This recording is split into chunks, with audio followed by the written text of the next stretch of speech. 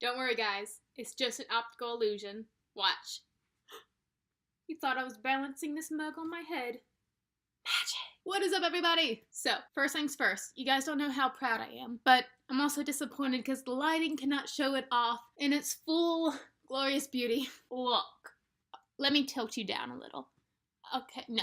You're coming with me. I color-coded my shelf, which is a huge accomplishment for me because I have such a hard time telling what colors are what. Like, look, up here, it's dark, blue, leading to a nice green, yellow, orange, then to the red. I'm so proud. There's some gaps in it because obviously I took some down for this video because this is my May wrap-up. So if you guys remember, I only gave myself 5 books to read in May. Clearly I underestimated myself and all the free time I would have alone, all by myself. The lonely are the best readers. But anyways, instead of reading just those 5 books, I've increased my load to 9. I read 9 books in May. Good job for me. However, there was very mixed reviews in that month, so I'm just gonna jump right into it. I'm gonna start with my lowest ratings and just work my way up. So for these first 3, I'm just gonna group them together because I basically DNF'd them, and I'm a weird DNF'er. I DNF books when I only have like 50 pages left of them because I can't hold on. I'm done. You've disappointed me enough. So these are the surprise books I picked up this month. Reckless by Cornelia Funk. The Beast is an Animal by, watch, Peter Nell Van Arsendale. I butchered that. And finally,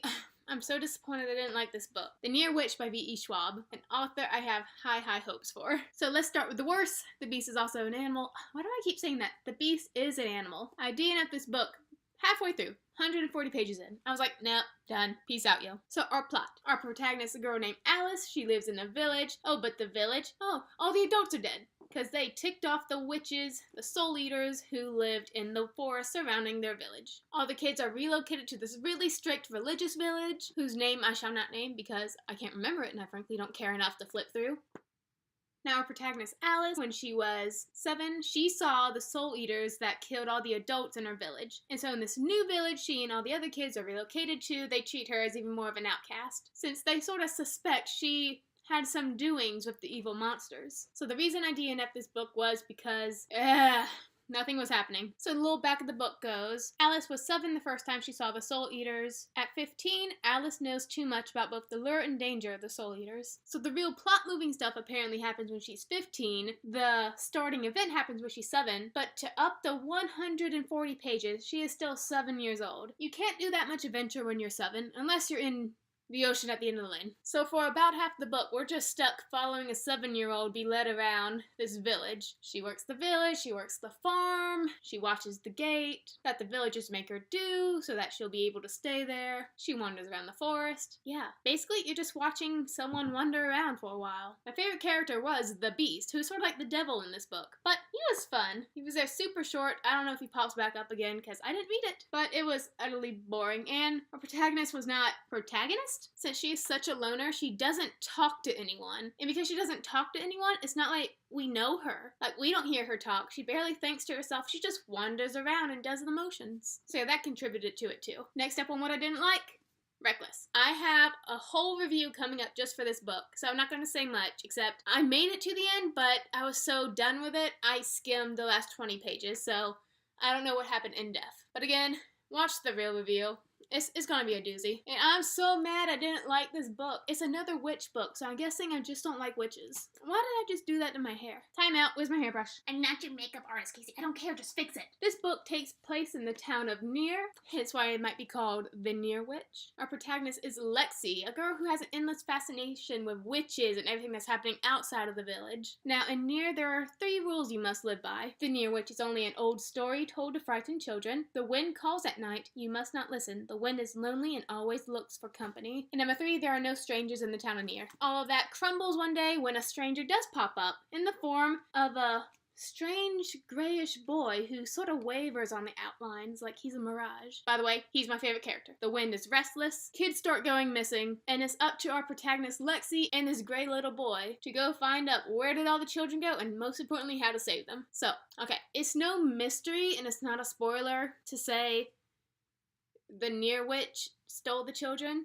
I mean, you weren't fooling anyone. We know it was the Near Witch. So it's not like it was a mystery, but it was basically the same as the Beast as an animal. You're just wandering around for a while, but at least these protagonists were talking to one another. The romance in the book, a little forced, but it's okay. V.E. Schwab, she's got a fine writing style. I really like it. But again, it's just people wandering around a moor, which is like a swamp, for countless chapters, trying to find clues that don't exist. Because it's not a mystery, we know who did it. So we're just like waiting to get to the climax where we meet our villain finally. So, to be honest, I would have like unhauled this book in the future. But this edition comes with a short story called The Ashbourne Boy about my favorite character and his background. And oh my gosh, that was perfect. It was 5-star short story. I loved it more than the rest of this book. So now I'm keeping it on my shelf. And it's got a cute cover. So those were the worst of the worst. Okay, now we're gonna get to my meh section. I'm a horrible person. Okay.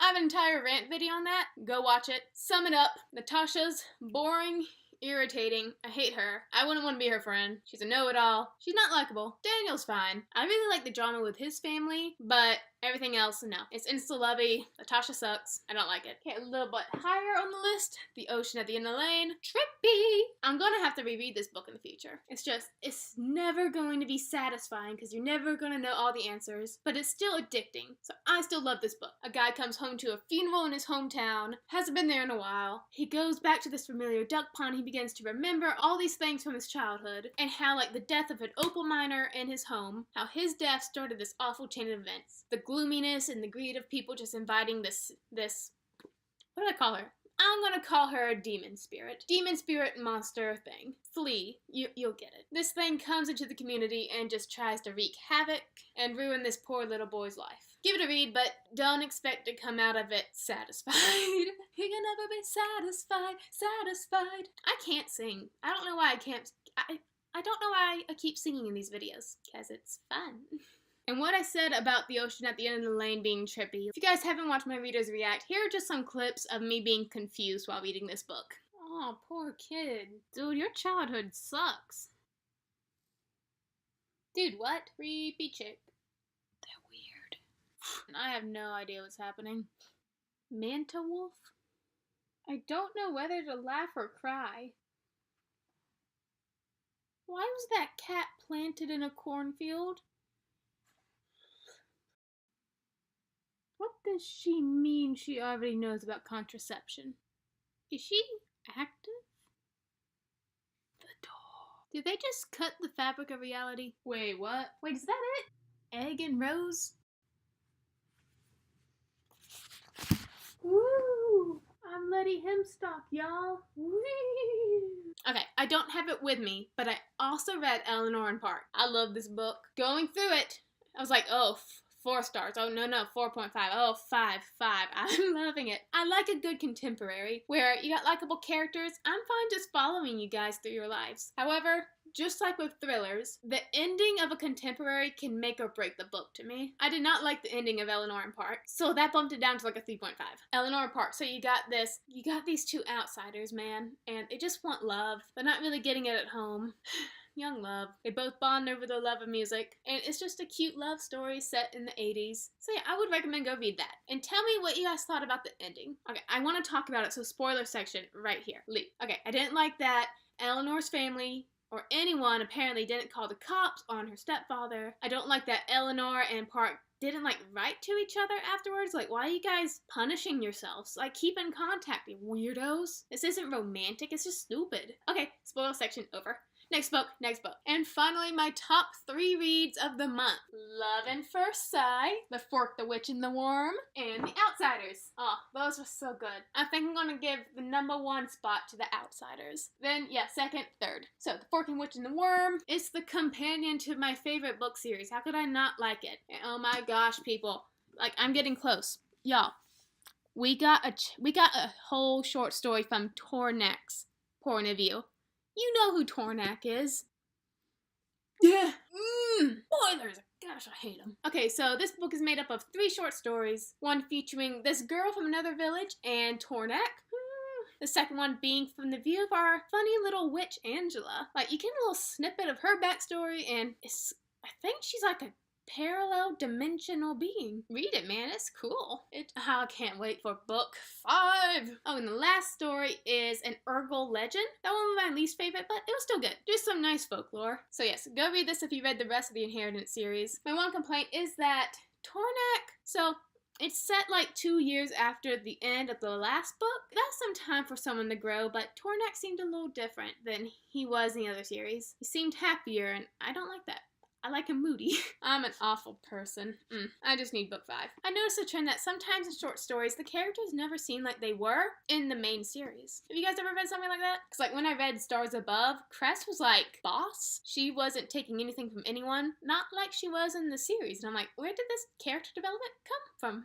Love and First Sight. Oh, this is so cute. It's a contemporary. So this blind boy named Will decides that he wants to get out of the blind bubble and finally enroll in a public school where sighted people are. So we get to like live through the life of someone who is blind and just how they think, and I really loved it because it destroyed a lot of things that I thought. Like if I wanted to describe something to someone who was blind, especially a color, like how would I do that? It made me think on how to describe things more purposefully so that anyone could understand it. One of the main characters in this, Cicely, she helps describe things to Will. She compares perspective to music, and it really just flows all together, and I loved their relationship. It was so cute. It wasn't insta-lovey because it's like, it's a little crush. I'm like, that's fine. Again, the ending was a little, because, spoiler. It sort of ends with that trope of the guy running to the airport to stop the girl from leaving, but there wasn't an airport this time. She was just like going to California for a while, and like she was coming back. You didn't have to make your mom sell her car, but gosh, it's so cute. Oh,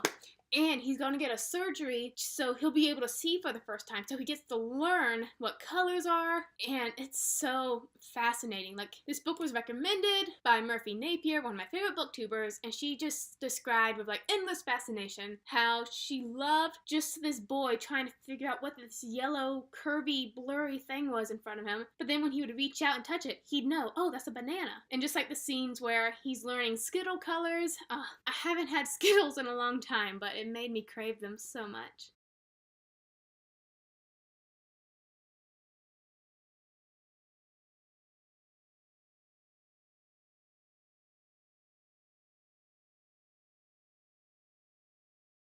And there's this guy in this book who kept making your mom jokes. I'm like, I like him. And my favorite this month, oh my, The Outsiders. Watch my review. I have a leather jacket and everything. I want like all these guys as my brothers. And this book was written in the 50s, but it reads so modern. And one of my favorite like quips is in it. Okay, so there's this girl. Her name is Cherry. And this boy, one of the gang, is flirting with her, and she's not having any of that. So she knows that he likes to ride in rodeos, and she's like, it's a shame you can't ride bull half as good as you can talk it. Burn! See, I think this was a winning month. It was good. I had some disappointments, but I had some good ones. It's about evened out, I think. Anyway, guys, I'm gonna get started on my next video, my June TBR, and I'm already loving it. Like, it's June 2nd right now, and I'm already almost finished with my first book. I'll be right with you. I'm going to talk about it. See you later, guys. Keep turning pages. Tell me what awesome books you read in May, okay? See you guys later.